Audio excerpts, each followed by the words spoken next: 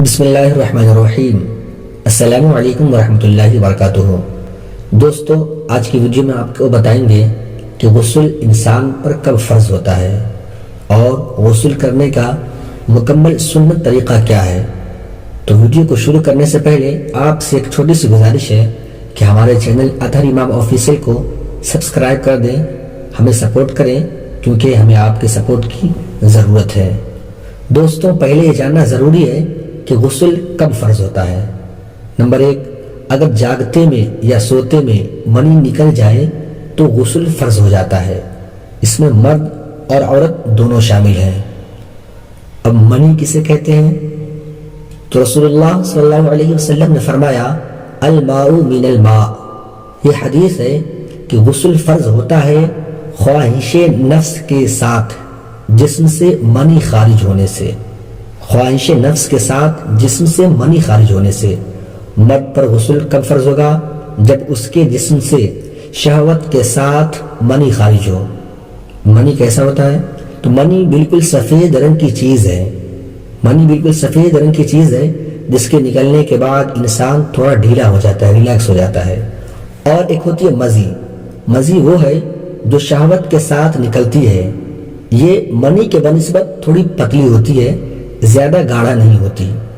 منی ایک دم گاڑھا ہوتا ہے اور سفید ہوتا ہے، اور مزی جو ہے یہ چپچپاہٹ والی ہوتی ہے اور پانی کی طرح سفید ہوتی ہے، جس کا کلر ہلکا ہلکا مٹی کی طرح جاتا ہے۔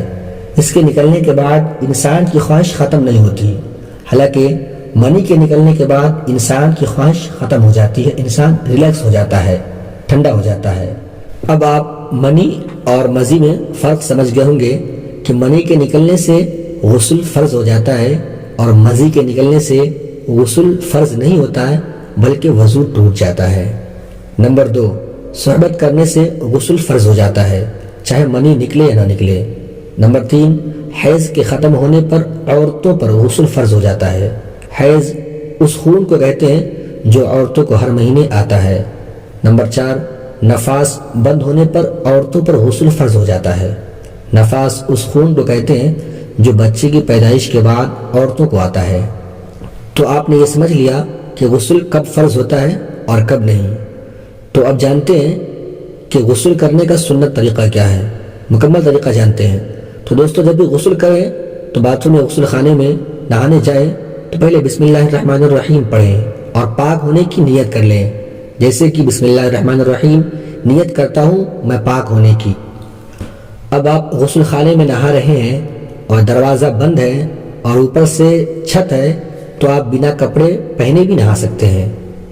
لیکن اگر آپ غسل خانے کے باہر ہیں، کہیں ٹوٹی یا نل پر نہا رہے ہیں، ندی یا تالاب وغیرہ میں نہا رہے ہیں، تو اس بات کا خیال رکھیں کہ کوئی ایسا کپڑا پہنے جو ناف سے لے کر گھٹنے کے نیچے تک ہو، کیونکہ ناف سے لے کر گھٹنے تک مرد کے لیے ستر عورت ہے، اور اگر یہ نظر آتا ہے تو یہ حرام ہے۔ اس چیز کا خاص خیال رکھیں۔ اور اگر بند نہا رہے ہیں تو پھر آپ کوئی کپڑا نہیں بھی پہنے ہیں تو کوئی قباحت نہیں۔ ہاں، پچھم کی طرف کو پیٹھ یا منہ نہ کریں۔ اب باتھ روم یا غسل خانے میں جانے کے بعد غسل کرنے بیٹھے تو سب سے پہلے اپنے دونوں ہاتھوں کو گتوں تک دھوئیں۔ اس کے بعد استنجا کریں۔ استنجا کہتے ہیں پیشاب پخانے کی جگہ کو دھو لینے کو استنجا کہتے ہیں۔ تو اس کے بعد استنجا کریں۔ اگر جسم پر اور کہیں ناپاکی لگی ہو تو اسے بھی دھو لینا ضروری ہے۔ اب آپ پورا وضو کریں جس طرح نماز کے لیے کرتے ہیں۔ اب آپ وضو کا طریقہ سن لیجئے۔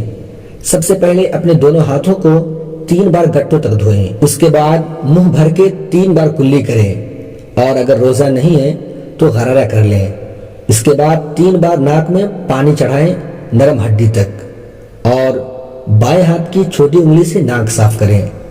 پھر 3 بار پورا چہرہ دھوئیں، پیشانی کے بالوں سے لے کر تھوڑی کے نیچے تک، اور ایک کان کی لو سے دوسرے کان کی لو تک پورا چہرہ دھونا ہے۔ اس کے بعد دونوں ہاتھ کہنیوں سمیت 3 بار دھو لیں۔ پہلے سیدھا ہاتھ 3 بار دھونا ہے، اس کے بعد الٹا ہاتھ 3 بار دھونا ہے، یعنی کہ پہلے دائنا اس کے بعد بایاں۔ پھر سر کا مسح کریں۔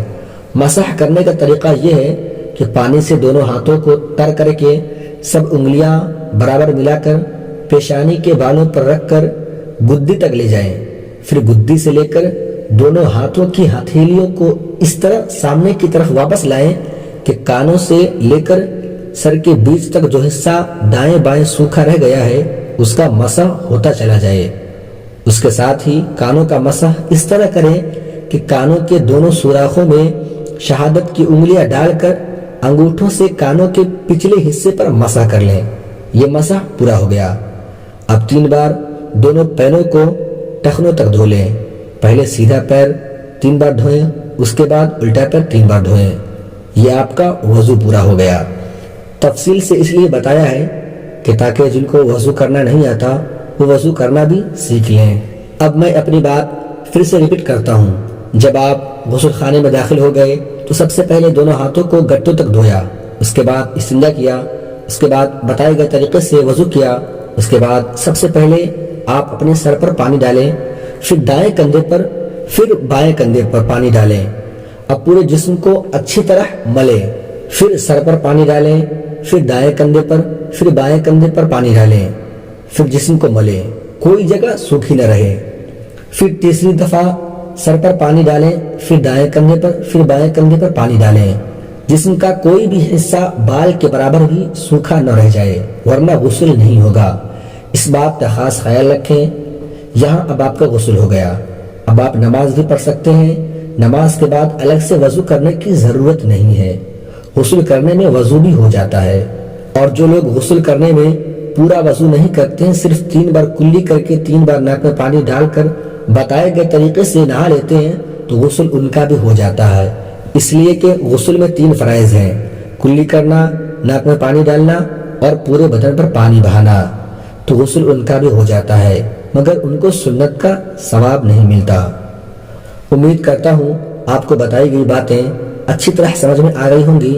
اگر آپ کو کچھ اور پوچھنا ہے تو آپ کمنٹ میں پوچھ سکتے ہیں۔ دوستو اگر یہ ویڈیو آپ کو